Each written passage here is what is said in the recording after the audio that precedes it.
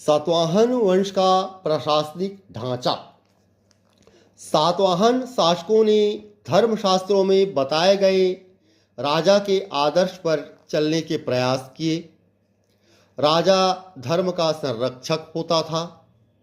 उसमें कुछ दिव्य विभूतियों का होना माना जाता था।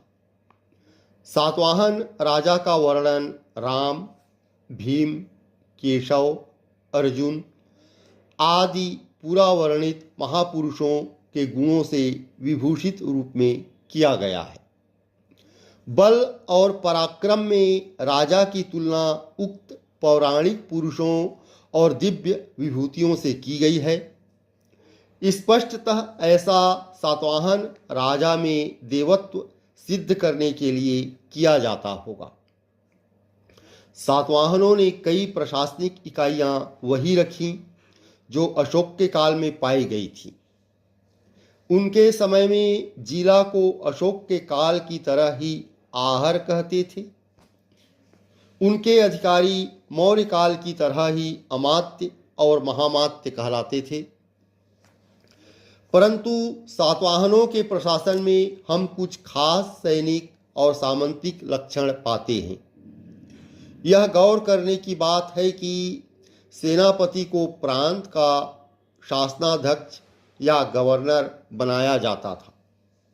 चूंकि दक्कन के कबायली लोगों का न तो पूरा हिंदूकरण हुआ था और न वे अपने को नए शासन के अनुकूल बना पाए थे, इसलिए उन्हें प्रबल सैनिक नियंत्रण में रखना आवश्यक था। ग्रामीण क्षेत्रों में प्रशासन का काम गौलमिक को सौंपा जाता था।